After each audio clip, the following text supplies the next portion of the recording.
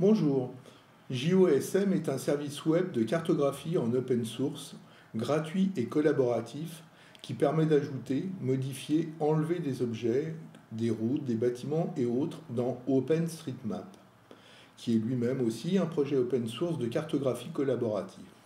J'utilisais déjà OSM dans QGIS pour faire des fonds de cartes géoréférencés pour mes présentations de missions photographiques aériennes en drone. Le problème que je rencontrais fréquemment avec OpenStreetMap était souvent le manque d'informations sur les emplacements de bâtiments, de chemins et de routes dans des villages ou même sur des parties de villes ici au Portugal. Pour illustrer, voici la représentation d'OpenStreetMap d'un village frontalier en Algarve où j'ai réalisé une mission drone que vous pouvez retrouver dans mes vidéos. Et voici la même représentation avec les bâtiments du village qui apparaissent maintenant dans OpenStreetMap.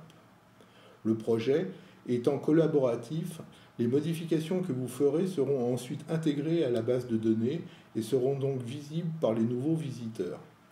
Tout d'abord, il faut se connecter à OpenStreetMap, puis s'enregistrer si vous ne possédez pas encore de compte. C'est facile et rapide.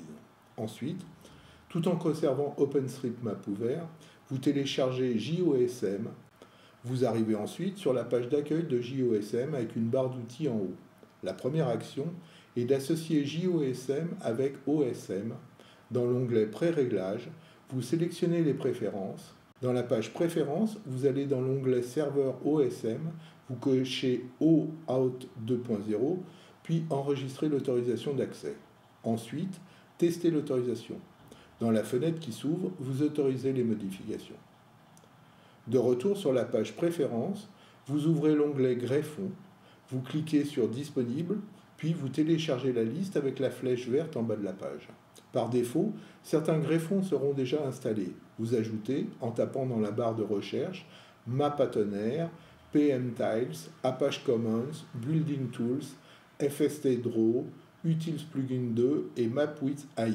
Ce dernier utilise l'intelligence artificielle pour identifier les bâtiments à partir d'une vue satellite. Une fois tous ces plugins téléchargés, vous cliquez sur Redémarrer. Ensuite, et toujours dans la fenêtre Préférences, après avoir réouvert l'application, vous sélectionnez l'onglet Imagerie. Vous rajoutez à partir de la barre de recherche Bing, Esri Mondial, puis Mapbox, OpenToolMap, CycloCM et OpenCycleMap, en cliquant sur Activer. À la fin, vous validez. Vous pourrez vérifier ensuite l'intégration de ces greffons dans la barre d'outils, dans Imagerie, et aussi que MapWidth AI apparaît dans Données. Nous pouvons maintenant cartographier.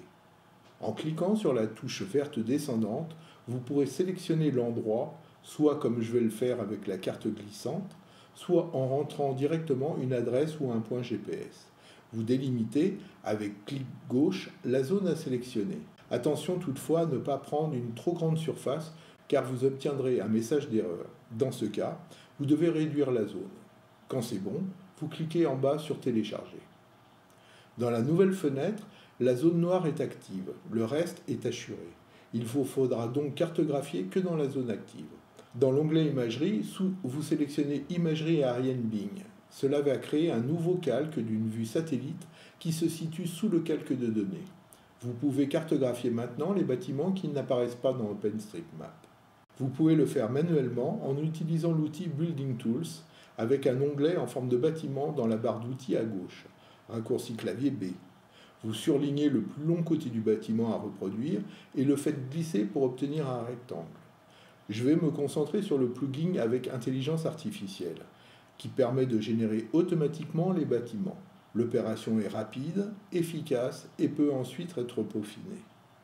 Dans Données, vous ouvrez MapWidth AI, puis MapWidth AI Download Data. Cette action va identifier, colorier en rose et surligner d'un coup la plupart des bâtiments présents en créant un nouveau calque. Vous pouvez zoomer sur la sélection et grâce au point de contrôle présent sur chaque polygone, vous pouvez affiner les délimitations. Quand vous êtes satisfait, après avoir recréé d'autres objets manquants avec l'outil Building Tools, vous sélectionnez chaque polygone un par un en gardant la touche CTRL enfoncée et vous verrez les flèches apparaître dans chaque polygone sélectionné qui passera en rouge. Vous exportez ensuite ce calque temporaire en allant sur Données, puis MapWidth AI et ensuite Map with AI Add Select Data. Une fenêtre s'ouvrira, peut-être pour signaler certaines incohérences comme des bâtiments qui se chevauchent ou des rues qui passent à travers des bâtiments. Dans ce cas, vous annulez l'opération et dans la fenêtre en bas à droite, vous trouverez les erreurs listées que vous pourrez ensuite corriger. Une fois les corrections apportées terminées et l'envoi confirmé, une fenêtre s'ouvre pour ajouter des commentaires et préciser la source des données. Le plus simple étant de sélectionner Obtenir automatiquement pour définir l'imagerie de référence, ici Bing. Vous pouvez voir aussi sur la colonne de gauche la liste des objets que vous avez ajoutés et modifiés. Pour finir, vous cliquez sur Envoyer. Ensuite, vous pourrez enregistrer ce nouveau fichier OSM qui pourra soit être utilisé tel quel, soit en l'intégrant comme nouvelle couche dans QGIS sur un projet en cours comme je vous le présente dans cet exemple. C'est un premier aperçu de cette application qui permet de faire progresser la pertinence de la cartographie d'OSM pour offrir des superbes fonds de cartes à des travaux de cartographie en drone ou pour illustrer des plans de situation qui s'intègrent parfaitement dans QGIS. Merci de m'avoir suivi jusque-là et je vous invite pour mes prochaines vidéos à retrouver le domaine du drone et de la photogrammétrie. En attendant, vous pouvez lâcher un petit pouce bleu, vous abonner ou commenter. Merci et à bientôt.